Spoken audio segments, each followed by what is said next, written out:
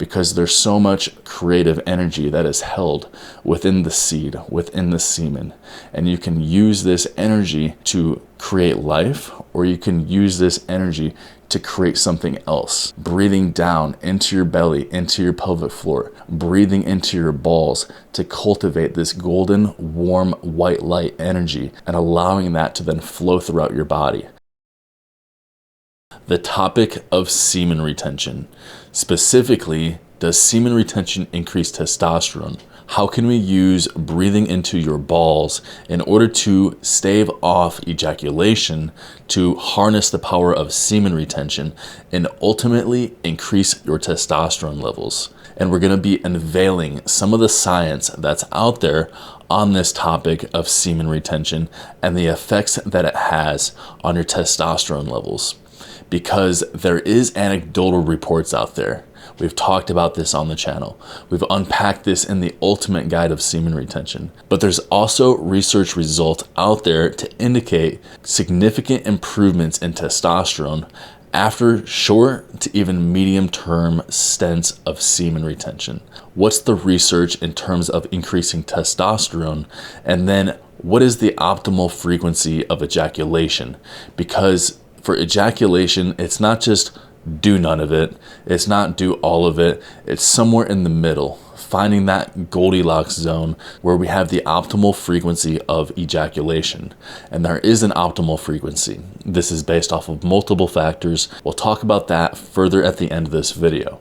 But we'll kick it off first here with semen retention and the research on abstaining from ejaculation.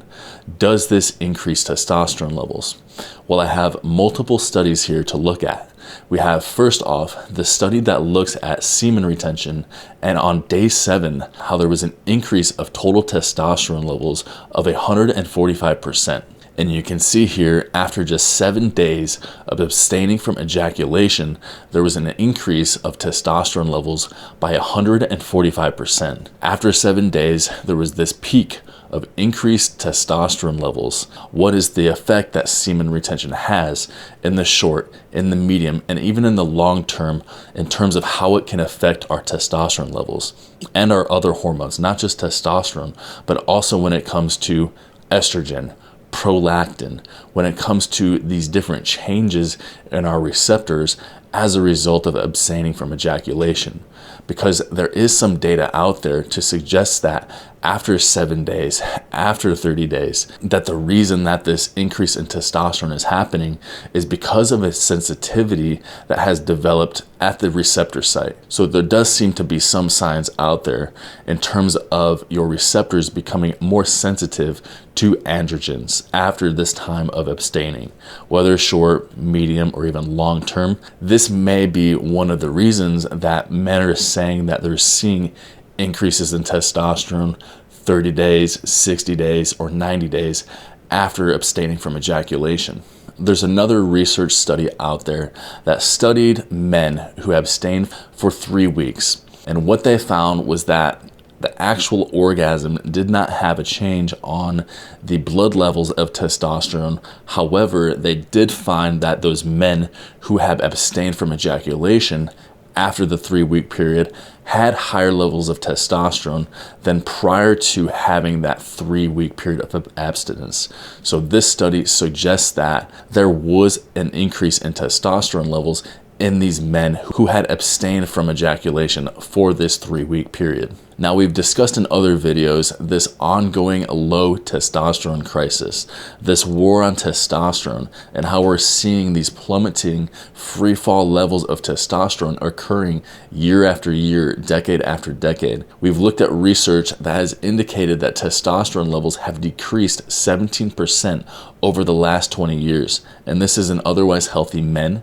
20 years ago, these men would have had testosterone levels 17% higher than what they do today. And this is what we see with this ongoing crisis of low testosterone. We've talked about this. I cover this at length in the free testosterone optimization course. We talk about this ongoing crisis, the low testosterone crisis that men are experiencing nowadays. We're seeing this widespread in Western countries. We're also seeing this start to happen in more of the second world and third world countries as well. We're seeing that there's this decrease in healthy men. We're seeing decreases in testosterone levels, in fertility. We're seeing these widespread effects of low testosterone, of weak men, men who are soft, that have mental health issues, that are weak. They're overstimulated by video games, firing up their dopamine. They're addicted to drugs, to pornography. There's this crisis going on amongst young men, middle-aged men, and now even older men. We're seeing this crisis go on. And this all stems back to this attack on men. There's these low testosterone levels. Men's health is no longer being a priority. We're seeing this crisis go on, and men aren't getting the support. We're seeing biological men with lower than natural levels of testosterone. And this is a big problem because we're going to not only see the further decline of society, but we're going to see that there's this inability for men to reproduce. We're finding men are no longer getting married. Men are no longer seen as the leaders. We have women that are taking on more of the role of the masculine, the leader, and women are now being lifted up. And this crisis, this attack on testosterone is not being confronted. This is being swept under the rug as if it's not important because there is this motive, this reason for society to reward this move towards this feminist, progressive leadership pathway. And this is something that we need strong, healthy, masculine men to step up and to become leaders again, to take control of your health, your well-being, to increase your testosterone. Because when you can be independently healthy, you can take back your sovereign control of yourself, of your loved ones, of your family. When you can take back control of your own health, you don't need the pharmacological drugs. You don't need the big pharma foods. You don't need the food from the FDA, the Food and Drug Organization, that wants to sell you the shitty food and then sell you the shitty drugs on top of it.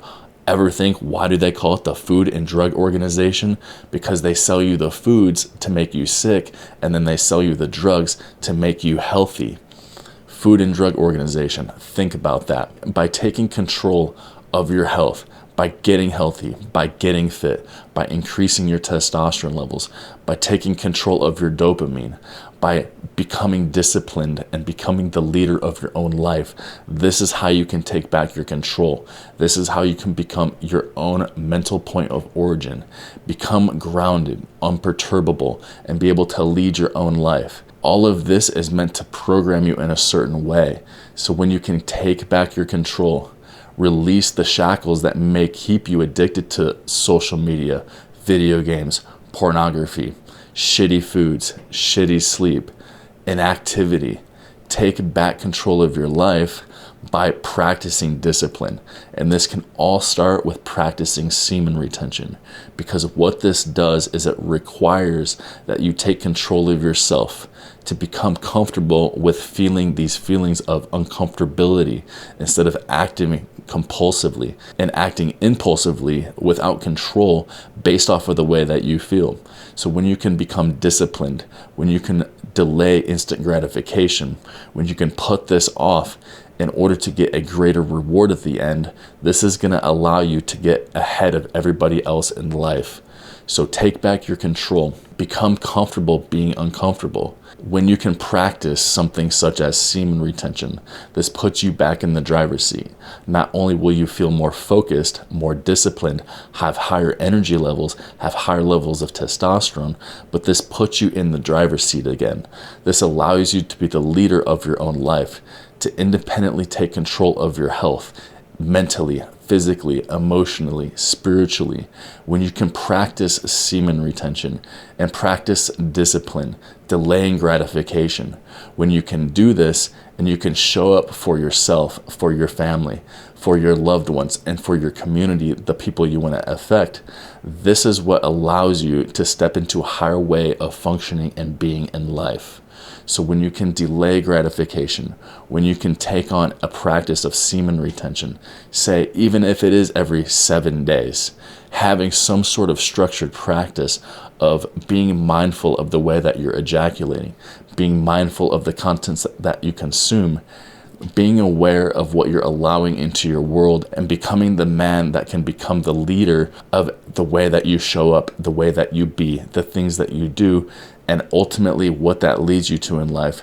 This allows you to become the type of man that men respect, women are attracted to, and the man that will see the financial success, the relationship success, and career, the higher levels of testosterone, of fitness, that gets to travel, that gets to reap the rewards of the man that he became through the process. This is what happens when you become disciplined and you can show up and execute on what you know is best for yourself. So by practicing semen retention, and we'll talk here just in a second on how frequently you should be ejaculating, but when you do practice a form of structured control, of practicing abstinence, of refraining from ejaculation, when you can do this in a structured way, if you know that your optimal frequency of ejaculation is every 5 to 7 days, then you know that after 5 to 7 days of abstinence, you're going to feel a certain way, and you can either choose at that point to ejaculate, to use that energy and transmute it into a creative project, or you can continue that process of semen retention in order to get to the next level. When you can do this in a structured way, this gives you a game plan that you can follow rather than going based off of the way you feel in the moment, active impulsively, and losing control and blowing your load. When it comes to optimal frequency of ejaculation, I like to reference the work of Mantak Chia, because Mantak Chia has studied this in Taoism and Taoism, and he talks about the optimal frequency of ejaculation in the book, The Multi-Orgasmic Male. He's written The Multi-Orgasmic Male, The Multi-Orgasmic Female, and also The Multi-Orgasmic Couple. And in the book, The Multi-Orgasmic Male, Mantak Chia gives a reference on frequency of ejaculation tied to the correspondence of age, meaning that men in their 20s to 30s, for example, may have an optimal frequency of ejaculation of every 5 to 7 days, whereas a man in his 30s to 40s may have an optimal frequency of ejaculation of every 10 to 12 days. And the list goes on. A man that gets into his 40s, his 50s, his 60s, his frequency of ejaculation is going to be extended longer than if the man was younger. A man that's in his 40s or 50s, for example, may need to ejaculate every 12 to 15 days or every 15 to 20 days. And each man is slightly different. But I think what's important here is to find what the optimal frequency of ejaculation is for you, because this can vary based off of your age, along with your biological age, your health age. It can base off of many different things, and each man may have a different level of libido and hormones as well.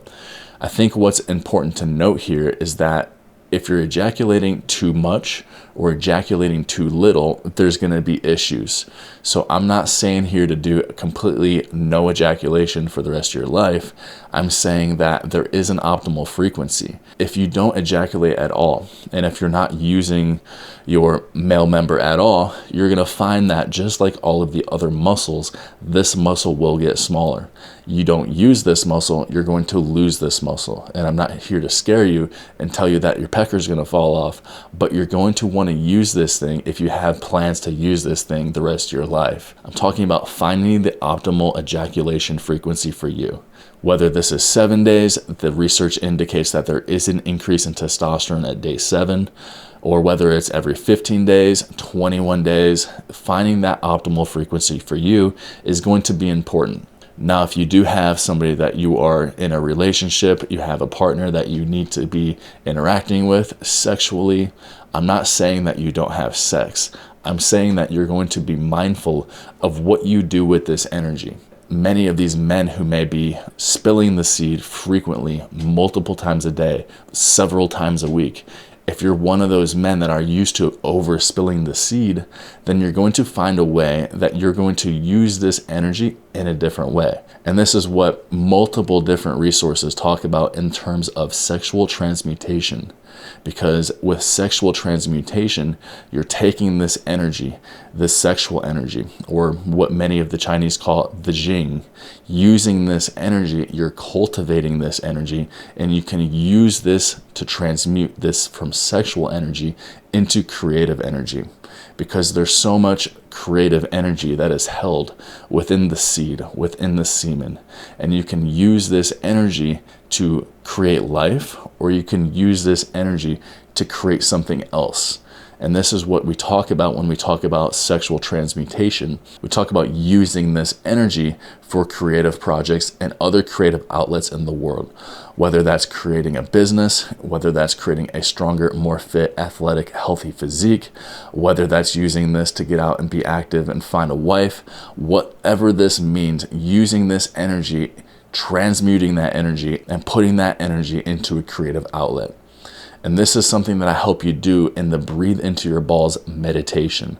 I guide you through the process of cultivating this energy through deep belly breathing, bringing the energy into yourself, cultivating this energy, breathing down into your belly, into your pelvic floor, breathing into your balls to cultivate this golden, warm, white light energy inside of you, and then driving that energy up the spine, into your head, and allowing that to then flow throughout your body.